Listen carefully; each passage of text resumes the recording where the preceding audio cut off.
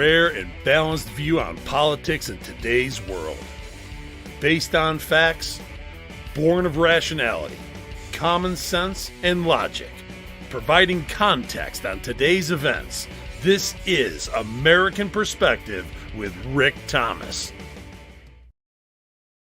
Hello, everyone, and welcome to American Perspective. I am your host, Rick. Hey, I got to give a really big shout out to Monique M.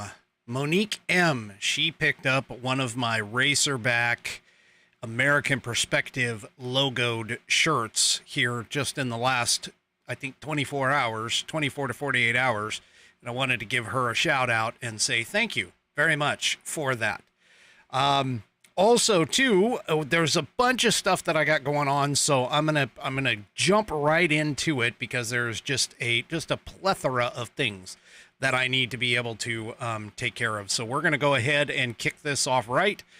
Of course, the first things being first, it's the Pledge of Allegiance. This is being led by three of the whiskey warriors out there. That is Coco, Cam, and Sean.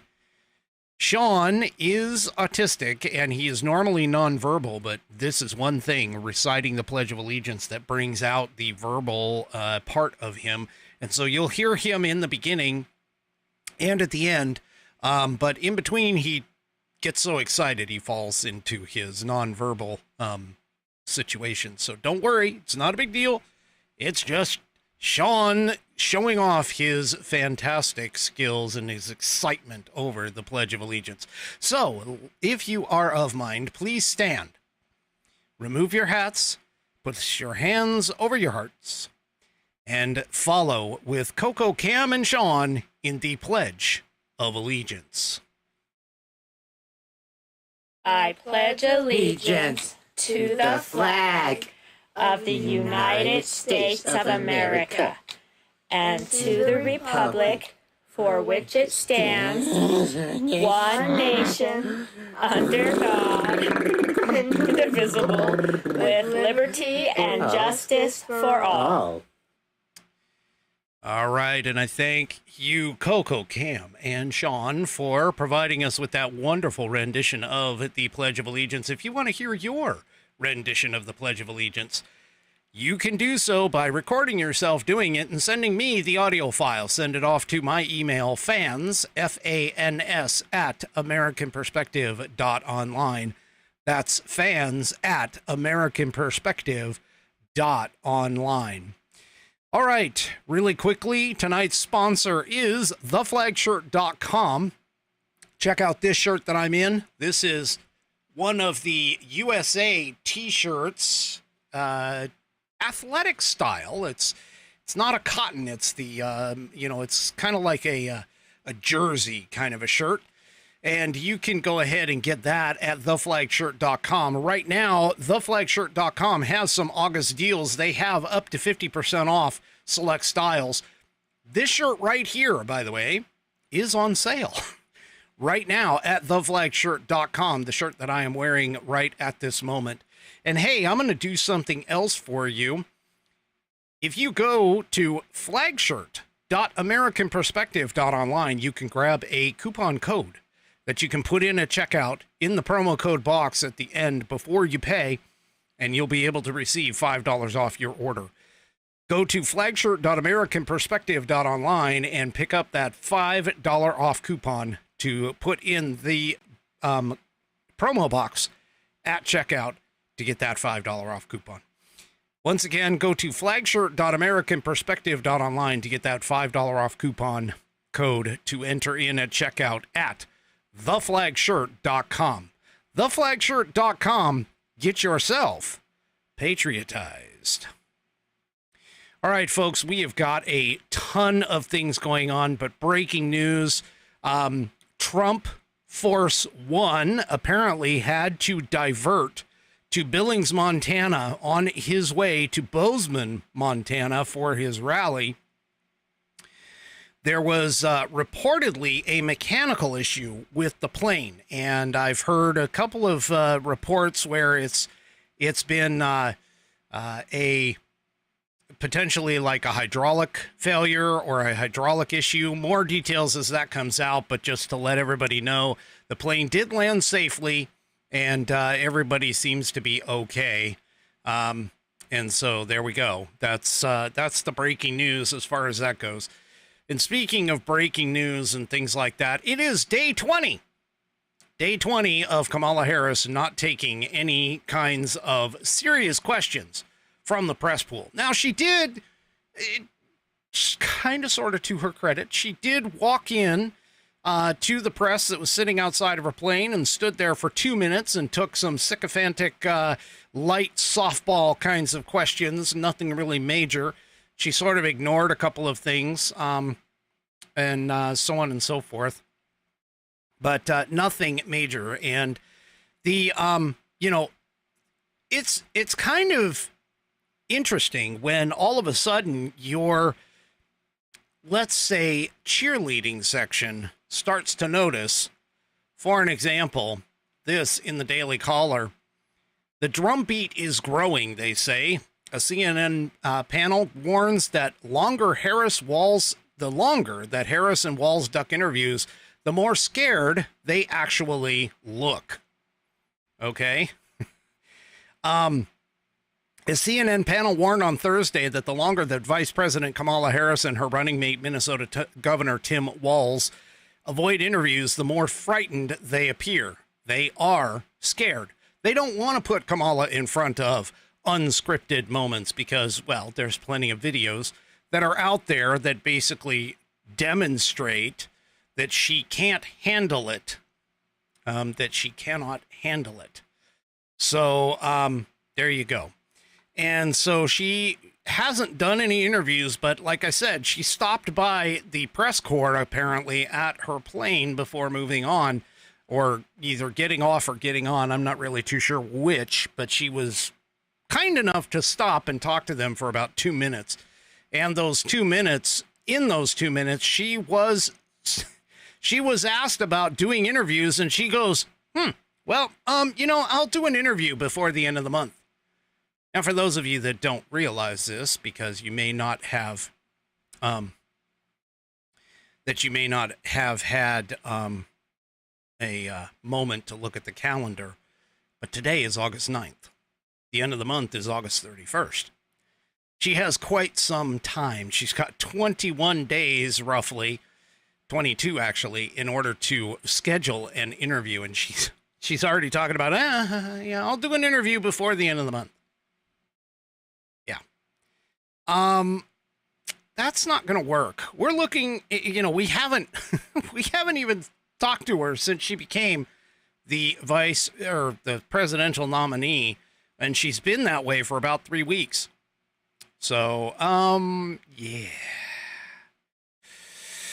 this is really going to go well, and speaking of going well, Nancy Pelosi finally slipped. Nancy Pelosi, and I'm not talking about slipping in the bathroom or anything like that. I mean, she is 80, or in her 80s, I should say, as far as I know. So, something like that could be the case. But she was on an interview. Nancy was in an interview, and she candidly admitted what everybody already pretty much knew.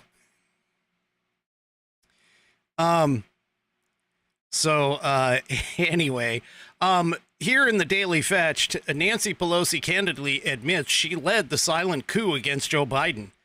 Now, her quote, of course, to kind of give that sort of an indication that it was that way, is that she admitted on the interview that I love him so much. I think he has been a really fantastic president of the United States. So I really wanted him to make a decision of a better campaign because they were not facing the fact of what was happening. Just a little background. I've never been that impressed with his political operation. I'm not. I mean, it just happened. They won the White House. Bravo, she continued. So my concern was, this ain't happening. We have to make a decision for this to happen. And the president has to make the decision for that to happen.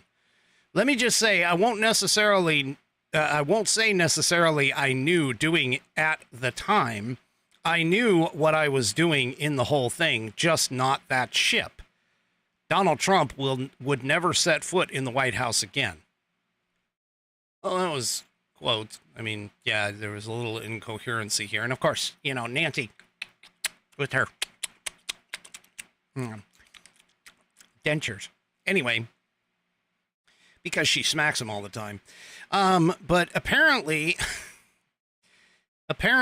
Trump picked up on that, of course, and it was because, I mean, well, he didn't pick up on it, but Trump has known about it here with this whole thing. Trump, of course, said that Biden was forced to quit because the Democrat fascists who carried out a coup. And now Nancy is basically admitting, oh, yeah, I knew, and I pushed it. And yeah, you know, we've got to make a decision on what this is because, of course, Nancy cannot stand Trump and wants nothing to do with him being in the White House again. For those of you that have memories a little bit shorter than, 4 years ago, there was a State of the Union address where Nancy Pelosi actually ripped up the copy that she was ceremoniously handed by Donald Trump in her disgust on national TV. And so she does not like Donald Trump at all. And it just pains her to know that Donald Trump may have a shot at getting back into the White House again.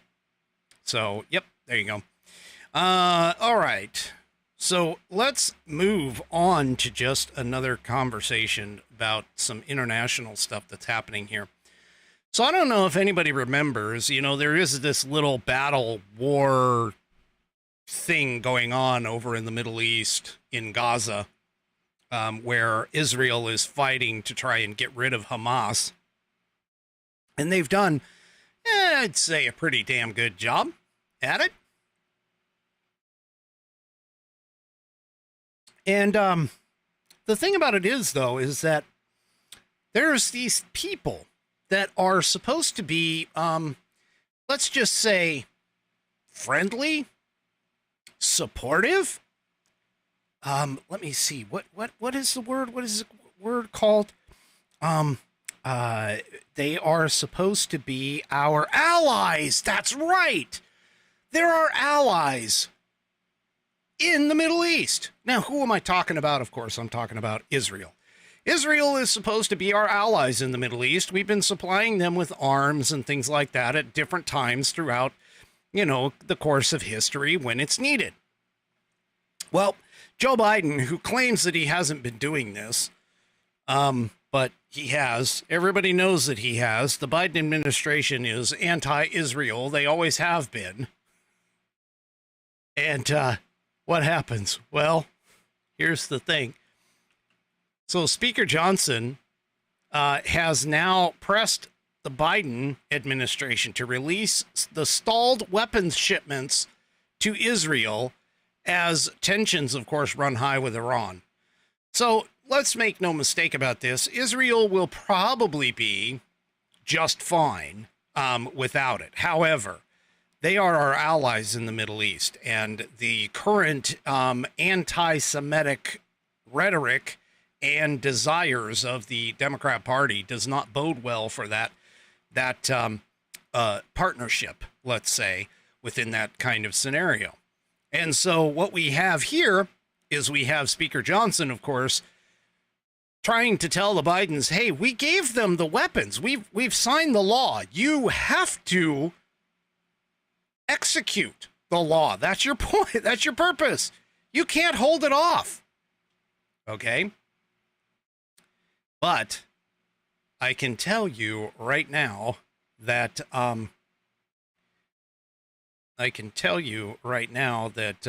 that isn't happening. And Speaker Johnson, of course, is calling out on Joe Biden to unblock any and all pending U.S. weapons shipments to Israel amid the heightened concerns over an expanding conflict with Iran. I can almost guarantee you there's going to be an expansion on the conflict with Iran. But both the United States and Israel have been on heightened alert this past week after Hamas political leader Ismail Haniyeh was killed in a bomb blast in Tehran on July 31st. And while no one has claimed the responsibility, Iranian officials were quick to point the blame at Israel and the United States as its ally. Yeah, that's what's going to happen. Within hours of the blast, just to remind you, Iranian Supreme Leader Ayatollah Sayyid Ali Khamenei declared Iran is duty-bound to avenge Khamenei. So, yeah. Anyway. Oh, things are just heating up. Well, along with this news that Speaker Johnson has been pushing to get Biden to release the weapons that we promised him, by the way, that we promised him. Here, Kamala Harris had a bit of a hiccup. So Kamala Harris's team is now trying to rush this downplay claims that she's open to discussing an arms embargo against Israel. Now, before I get into this article, I do have to call out Steel City Ken. Thank you so much for the Rumble rant. I do appreciate that very much. Steel City Ken says, thanks for speaking the truth. Well, I do appreciate that. I try. Speaking truth is hard these days with all the BS that's running around, but I do appreciate that. Thank you so much for that Rumble rant. All right, so to continue, apparently the Kamala Harris team met with a group that called the Uncommitted National Movement, which is a Palestinian activist group that has been vocally critical of Israel's war in Gaza. And that group said in a statement on Wednesday that it had met with Kamala Harris during her campaign rally in Detroit on that same day. The activist group said in its statement that it requested a formal meeting with Vice President Harris to further discuss their demands of an arms embargo and a permanent ceasefire. Now, keep in mind, the Kamala Harris team, or Kamalama-Ding-Dong, as I am starting to call her team is attempting to backtrack all of her previous stances, and I'm talking all the way across the board, because they are trying to set her and leftist, socialist loving Tim Walz as centrists. That's what they're looking to do. They're trying to bring them back from the far left cliff and get her, considerably much more centralized, because they know that the centralized tactic is probably going to be the one, just like with Joe Biden. When Joe Biden ran in 2020, they made him a central figure, he's just good old Joe, Scranton kid fighting Joe, that kind of thing. And he turned out to take a quick left turn. So, they took a quick left turn, and so there you go. Anyway, the point being here is that she is now backing off. And here's the statement, by the way. It was sent out on X. It was, at least a copy of it was sent out on X. And what it was saying in the statement was that Harris, quote, shared her sympathies and expressed an openness to a meeting with uncommitted leaders to discuss an arms embargo. Well, that's exactly what is going on right now with Biden withholding the arms from Israel. That's exactly what's happening here. And so I'm sorry, they picked Walz, they passed up on Shapiro, they picked Walz specifically for the reason that they wanted to pander to this kind of base. If anybody believes that Kamala Harris and Tim Walz are centrists, I've got a wonderful bridge called the Brooklyn Bridge that sits out in the middle of the Arizona desert that I would love to sell you for around $1 billion. Because that is all bunk. Kamala Harris is a stark raving mad leftist, and I have a feeling that she probably doesn't feel all that well about taking these centrist viewpoints, and which is another reason why they are trying to keep her away from the cameras, as far as that goes, and why they're keeping her cloistered, let's say, for and I'm being told by Outlaw Dogs that I misquoted something here with regards to the London Bridge, not the Brooklyn Bridge. Well, you know, I will sell the Brooklyn Bridge out in the middle of the Arizona desert that goes nowhere. Okay, there you go, for $1 billion. There you go. All right. Anyway, we all know that they are the most radical team to ever been nominated. Chances are ever been nominated in the history of the United States.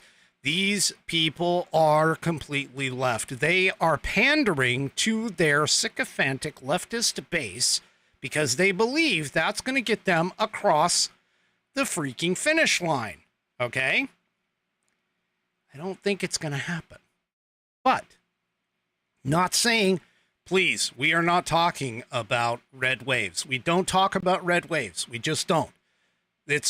We're not going to do it because, you know, as somebody put together a meme, which I don't know if anybody has seen this yet, but somebody put together a meme and they said, Tampon Tim, he's hired to stop red waves. Okay, that was a little gross. I get it, but whatever. Anyway. Oh, I'm sorry. I had to bring that up just because it happened to work. All right. So, let's move on to another topic or another piece of the news cycle here. Because like I said, I got a bunch of them. I still have some things stacked up, by the way. I still have some things stacked up that that I'm not even really, like, I didn't even put in the show notes. So, yeah. All right. So, you remember those wonderful things that were called, the ends of Trump?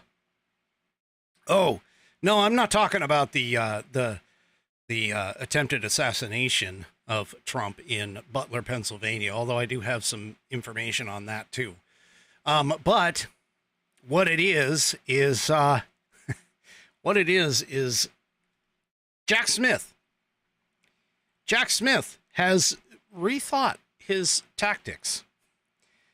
And you remember I told you about this. I mentioned this article a while ago. This was long before, all of the news cycle just started, drinking from a fire hose sort of thing. But Jack Smith had the opportunity in Judge Chutkan's court to be able to, file for an expedited process to get, things moving again in her court. And I kind of mentioned on the socials that I wasn't entirely sure that was going to happen. Okay. Well, it turns out that I predicted correctly. Jack Smith is requesting a delay in the Trump January 6th case. And because of that, he's asked for an extension. Just to be clear, he's asked for an extension. And he's citing the need for more time to assess the U.S. Supreme Court's decision on immunity. Now, because he is slowing things down, I don't know this for a fact. I am just suppositioning here. I am honest whenever I do that. But here's the thing is that he may, in this case, may be looking to figure out how to get out from under this thing before he gets buried. So he's asked, and this is in a joint status report submitted to the U.S. District Court for the District of Columbia. Smith's office asked the court to extend the deadline for submitting the next joint status report to August 30th. And continue the status conference originally scheduled for August 16th to a date after the new deadline. It's the prosecutors wrote, the government continues to assess the new precedent set forth last month in the Supreme Court's decision in the Trump versus United States. including thorough consultation with other Department of Justice components.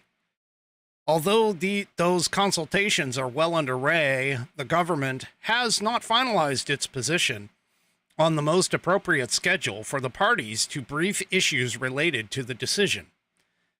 The defense, of course, didn't object. Well, why would they? I mean, it's just, yeah. On July 1st, of course, the Supreme Court ruled 6-3 that presidents have immunity from criminal prosecution for official acts. The decision was expected to delay Trump's trial in the federal elections case. With that. And so, yeah, so District Judge Tanya Chutkan had rejected the idea that presidents are immune from criminal prosecution, and then it went up to the Supreme Court. It was on hold for around 7 months while Trump pursued that appeal. And then after the Supreme Court formally sent the case back to Chutkan last month, she instructed both the government and defense attorneys to collaborate on a proposal for the next steps in the case. And that is essentially the case, that the situation that we're in right now. Chutkan rejected the defense's request to dismiss the case on grounds that the former president was being selectively prosecuted by Smith. But at the same time, she had summoned both parties to a court hearing in Washington on August 16th. So now, after this request, the district court is now left to determine whether or not any of Trump's actions following the 2020 election are or are not immune from prosecution. So again, it's unlikely that this case is going to even see the light of day prior to the election, but we'll just have to kind of see how that goes. So speaking of targeting Trump, in this case lawfare, but in this next set of situational information, this is scary. I mean, this is scary. So they've released, the local Butler Police Department has released some more body cam footage. And in this particular case, the body cam footage that has been released there were two of them. One of them had to deal with the officer who actually tried to stick his head up on the roof and had the rifle pointed at him. Now, unfortunately, that particular body cam didn't come with any audio for some strange reason, but it showed the officer getting a leg up, trying to get above the roof line, and then dropping back down as quickly as possible. And then a little bit later, it shows them trying to find another way up onto that roof. Well, the more damning footage was off of one of the officers, where he's running around, and this is after the shots have been taken, okay? And he's running around, and he's telling his counterparts that, you know what, I told these people, and he uses a few expletives, but he's like, I told these people to put somebody on the roof. Here, check it out. I told them they need to post the guy over here. I told them that the Secret Service. I told them that Tuesday.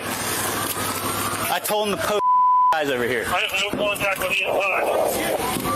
What? I thought you guys were. No, we're inside. Alpha 1, Bravo 1. Hickey. I told them to post guys over here. I wasn't even concerned about it because I thought someone was on the roof. I thought that's how how can you lose a guy walking back here? They were on the roof. They were inside. Securing inside. Anybody inside is still securing. I told the Secret Service post guy over here. This I told him that at the meeting on Tuesday. So there you go. From the body cam footage directly, that he essentially says that he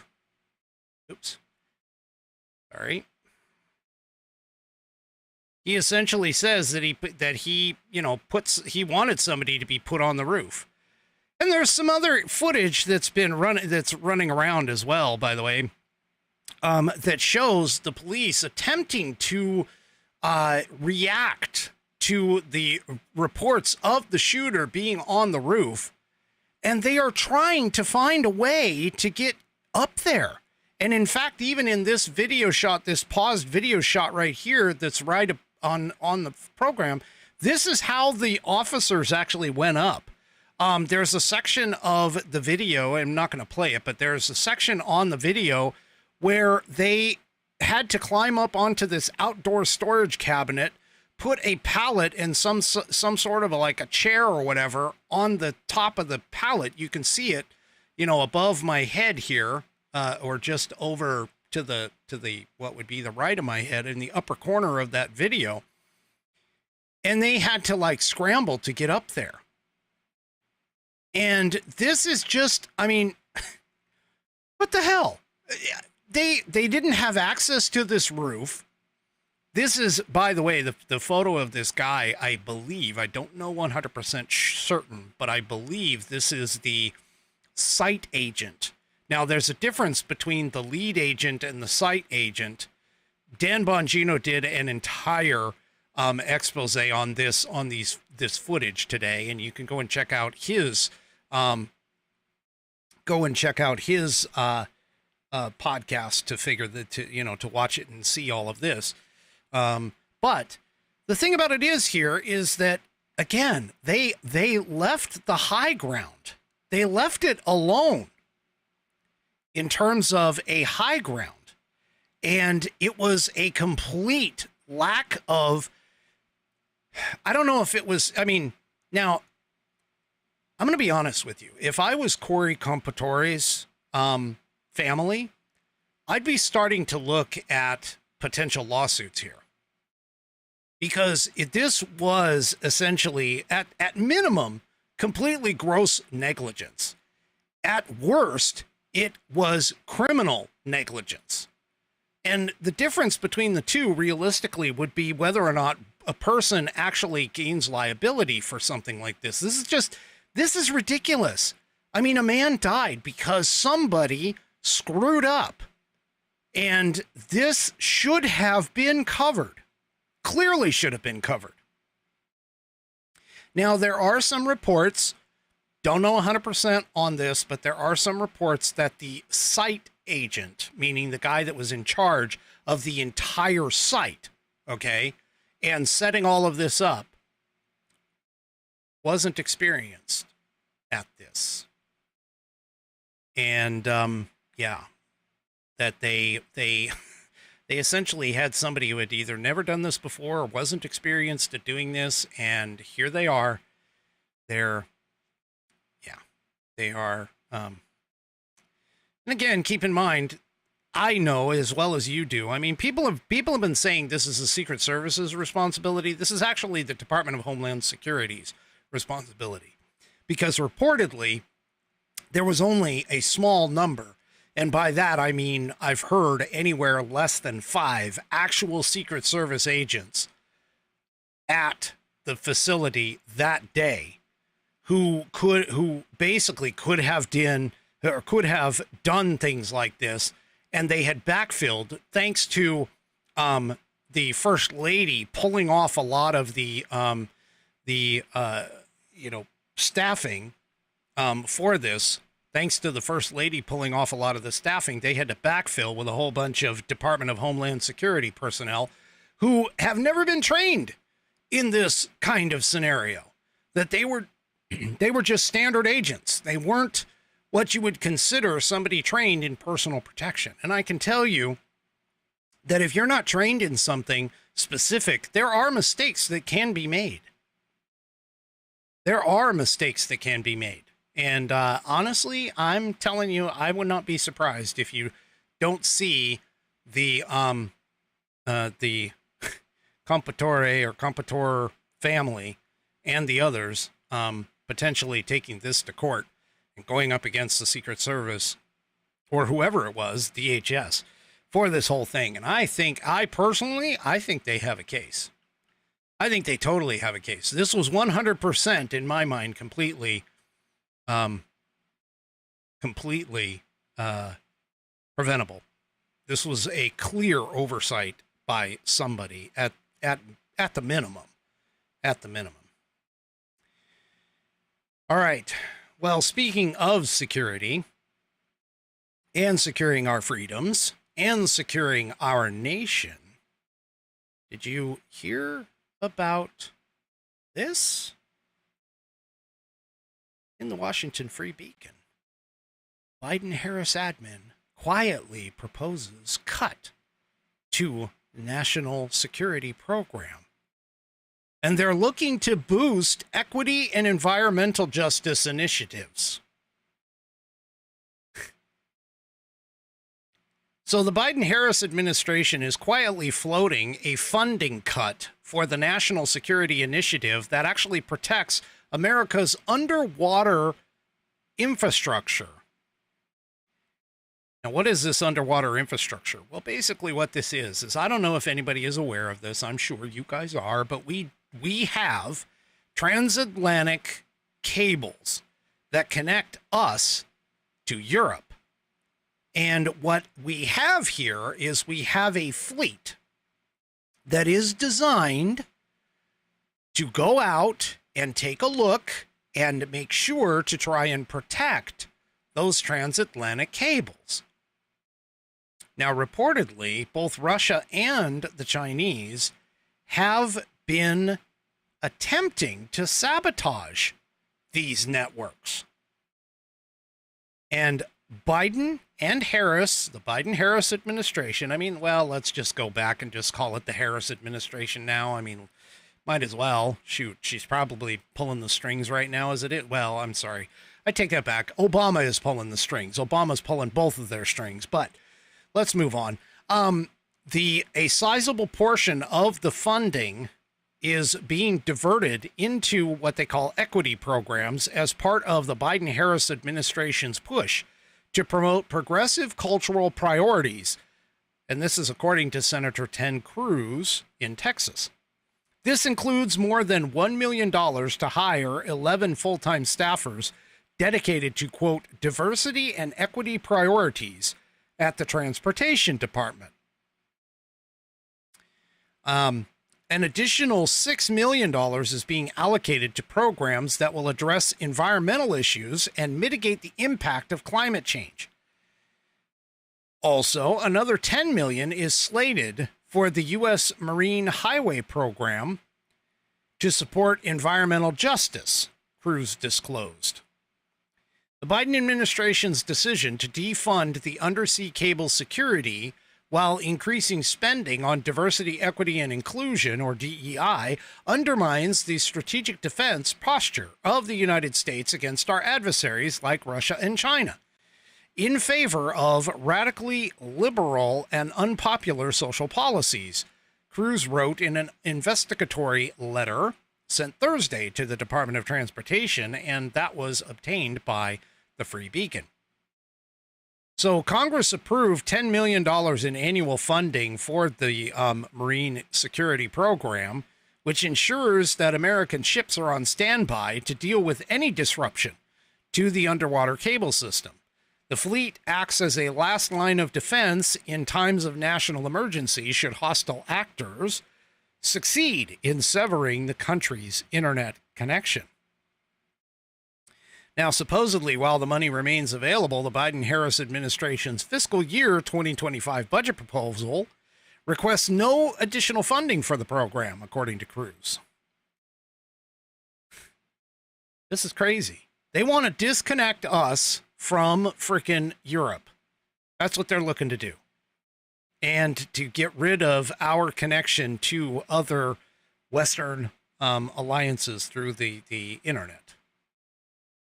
That's what they're looking to do. They're looking to allow our adversaries time to go and cut that cable, which it's been done. I mean, it's been attempted, obviously. So, yeah. That's what they're looking to do. And by the way, Outlaw Dogs has got kind of a good point. Maybe we should allow them to cut the cables. Because according to England, they can come over here and extradite Americans, or at least attempt to. I'm being facetious here. Extradite Americans for posts that we make that violate English law. Yeah, sorry. But as I've said before, folks, as I've said before, America hasn't cared about what England wants for its, for its law or whatever since somewhere around 1776, I think. So, yeah. Anyway. Yeah, this is crazy. Totally crazy. Well, hey, I have a news flash for everyone because of all the stuff that's been going on and the stuff that is going on out there. I'm going to tell you. Have you ever been on a ship, on like a cruise or a vacation or something like that? Or better yet, flying in an airplane and get stranded halfway through your trip? Have you ever had that happen? Well, the good news about that occurring here on the Earth is that realistically, I mean, unless it's some kind of serious disaster, you usually are able to find another way home. For an example, you can either take another flight, you can maybe take a bus, you could possibly get transferred onto another ship if you needed to, because help is right around the corner. Well, what happens if you're in a place where that isn't the case? What happens if you end up getting stuck somewhere where, let's just say, very few men have gone before? What am I talking about? I'm being kind of sneaky and suspicious on this whole thing, but what am I talking about? Well, there's a announcement by NASA. There was an announcement by NASA that the astronauts who traveled to the International Space Station in early June on Boeing's Starliner spacecraft, I should say, may have to wait until 2025 to actually come home. Now, NASA announced this on Wednesday. They are apparently concerned about Starliner's capability after multiple malfunctions stranded the astronauts. So NASA is thinking of using a possible alternative, SpaceX's Crew Dragon, which isn't scheduled to fly up there until February of 2025. That, to me, that kind of freaks things out. Oh my gosh. Yeah, so because of Starliner's issues, apparently, NASA, the Associate Administrator for NASA Space Operations, Ken Bowersox, he said, we could take either path, and reasonable people could pick either path depending upon where their view is on our position.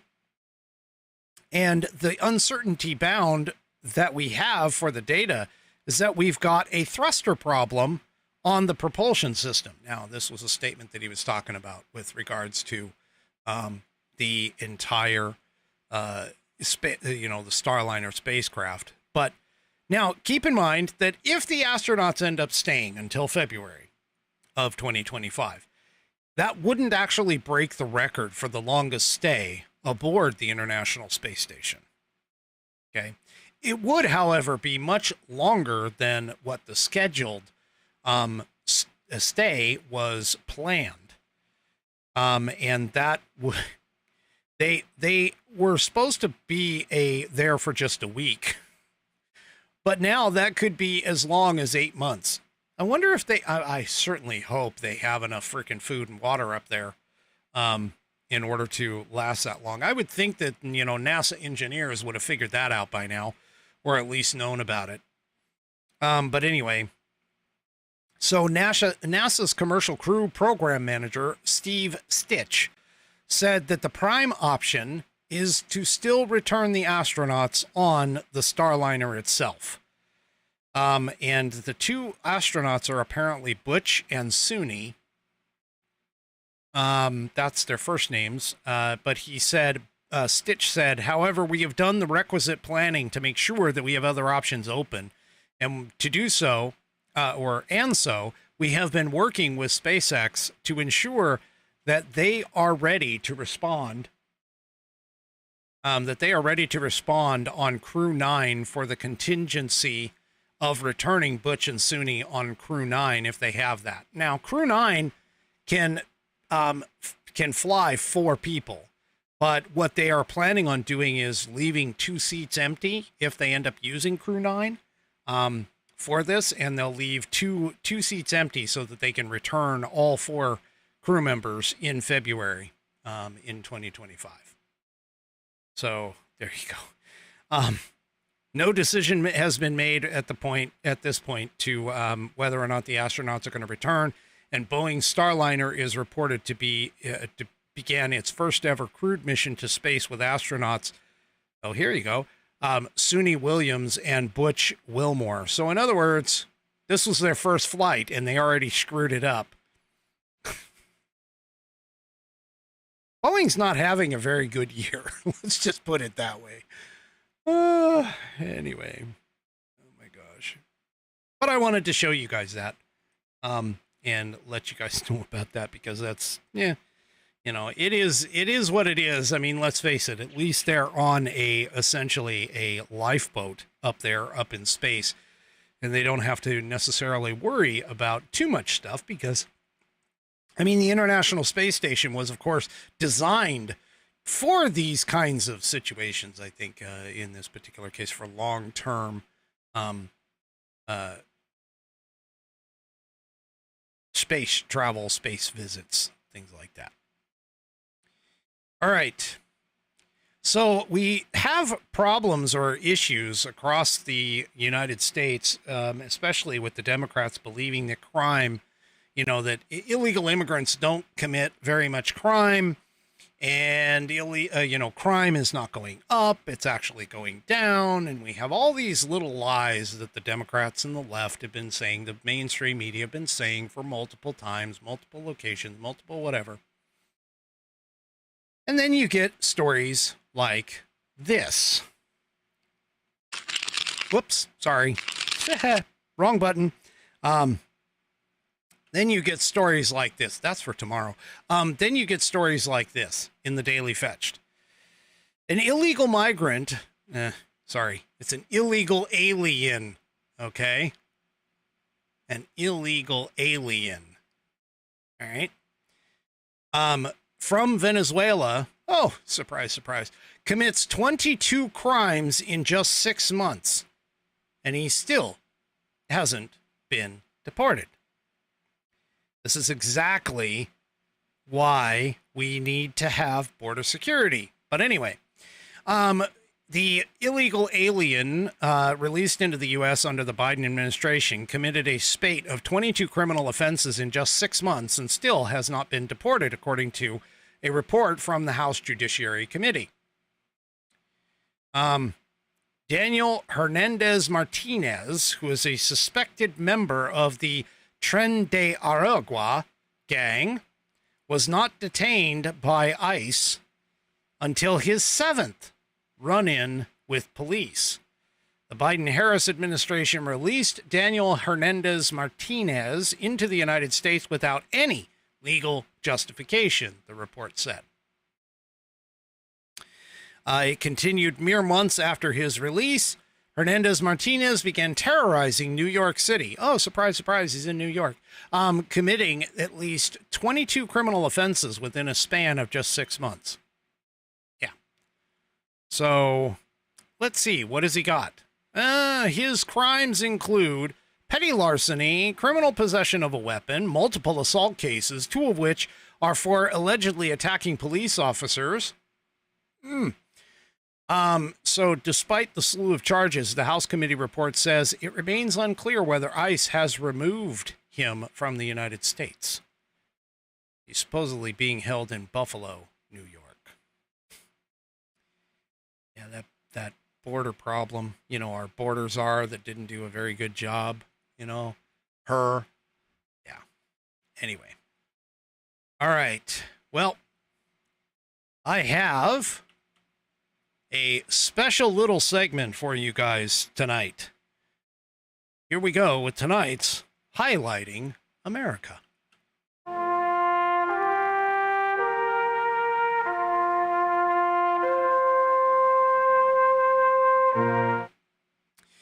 All right, I don't know if anybody knows about this company called Camping World, but Camping World has done something very American. So I saw this article. This is in the Blaze Media, but this is essentially, I mean, I don't know if anybody's been to a Camping World location. I can tell you this much. Camping World has some of the largest RV, the recreational vehicle retailers, and oftentimes they have these big, massive, huge flagpoles and flags, U.S. flags, that they fly in front of them. Okay? Well, apparently, some California officials, and of course this is in California, let me see, this is in French Camp, California. It's about 80 miles east of San Francisco. So apparently some officials in California came over and said, first of all, that the Camping World didn't get a permit in order to put up their flagpole.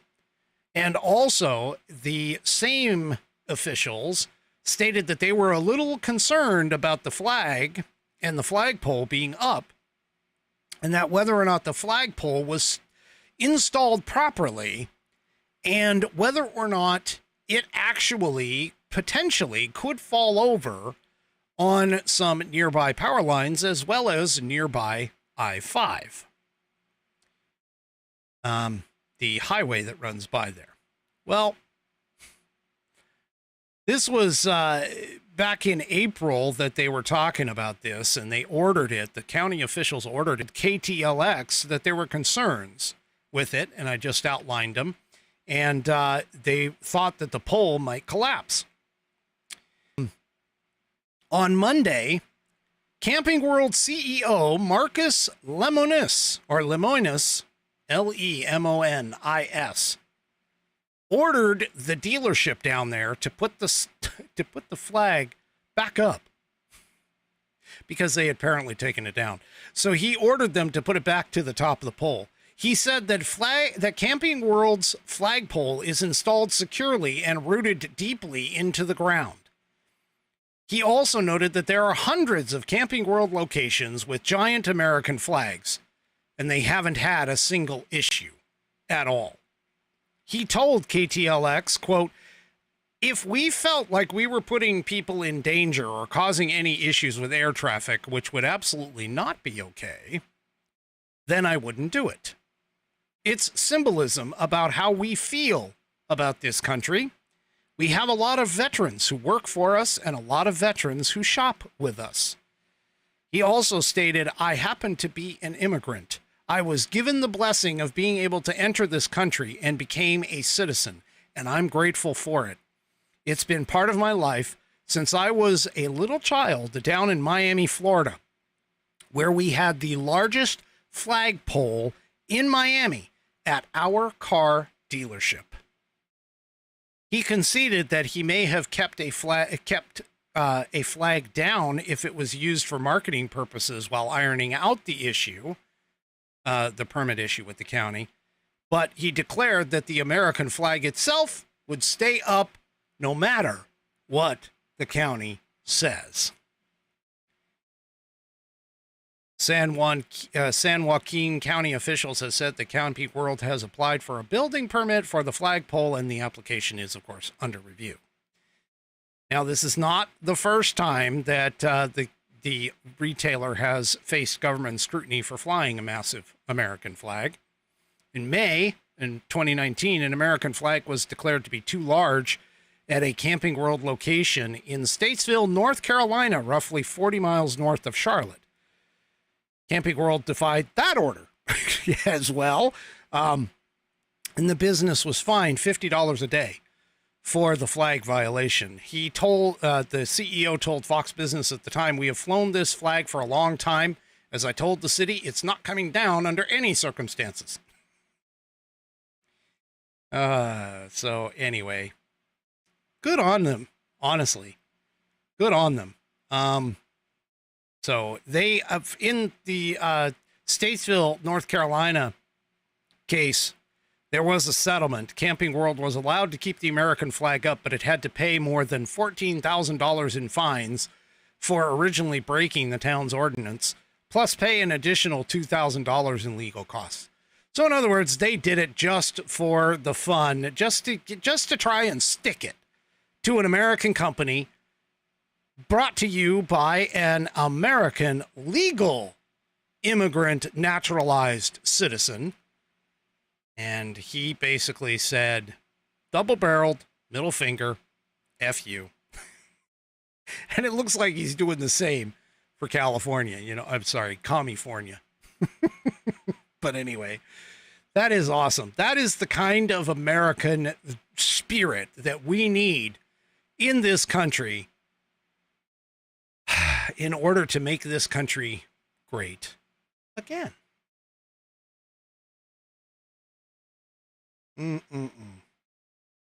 All right.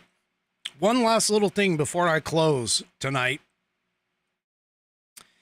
You know that program, that Minnesota school program that Tim Walz keeps talking about, providing free meals, school meals to kids? Do you remember that program? Yeah. I remember that program. I remember that Tim Walz touts about it on his social media account. I know that the left keeps talking about how that wonderful thing that Tim Walz did, providing free meals for kids. Well, first of all, according to AP News, that same program is, of course, costing the state more than what was expected. I kind of alluded to this the other couple nights ago with regards to him, not realizing that just about everybody was going to jump on the board of that bandwagon when it came out. But now, here's another Tim Walz scandal. So we have Tampon Tim, we have Stolen Valor Tim, we now have Criminal Tim, Thievery Tim. What am I talking about? Well, I'm talking about an audit that found that Minnesota's agency, which this was the Department of Education, their lax oversight allowed for the theft of $250 million from the federal food aid program. The Minnesota agency's inadequate oversight of the federal program that was meant to provide food for kids, and its failure to act on red flags created opportunities that led to the theft of $250 million in one of the country's largest pandemic aid fraud cases. The legislator's watchdog arm said in Thursday in a scathing report. So the Minnesota Department of Education is blamed for failing to act on warning signs known to the department prior to the onset of the COVID-19 pandemic and prior to the start of the alleged fraud. They did not effectively exercise its authority to hold the organization called Feeding Our Future accountable to program requirements and was ill-prepared to respond to the issues it encountered with Feeding Our Future. This was a nonpartisan Office of the Legislative Auditor concluded. So there we go. So 70 people have apparently been charged in federal court for their alleged roles in a scheme prosecutors said centered on a nonprofit called Feeding Our Future. 5 of the first 7 to stand trial were convicted on Friday. Now, this was a while back. So, anyway. 18 other defendants have already pled guilty, and the trials are still pending for some of the others. So, Tim, not very fiscally responsible either. Stolen Valor, Tampon Tim, fiscally responsible Tim. Yeah. Anyway. Oh, the things are just going to get even worse for the Kamala Harris campaign. All right, folks, that's it for me this evening. Do me a favor. If you enjoy the program, make sure you head on over to Rumble. Go to rumble.com, sign up for an account. It is free. Search up the American Perspective channel And when you do, make sure you hit that green follow button. Also, if you're already over there and signed in, make sure you hit that thumbs up. That'll help me get onto the leaderboard, which is what I am looking for as soon as I can. You know, again, well, it's all driven by you, so I'm at your mercy, folks. Your mercy. All right. Tomorrow night is Saturday. That means I am an hour later at 9 p.m. Eastern, 6 p.m. Pacific for this show. I will see you tomorrow night. Enjoy the rest of your weekend, or enjoy the rest of your Friday, and we'll see you tomorrow. And we will talk to you later. Have a great night, everybody. The previous broadcast was produced and is owned by Active Eye Media LLC. All rights reserved.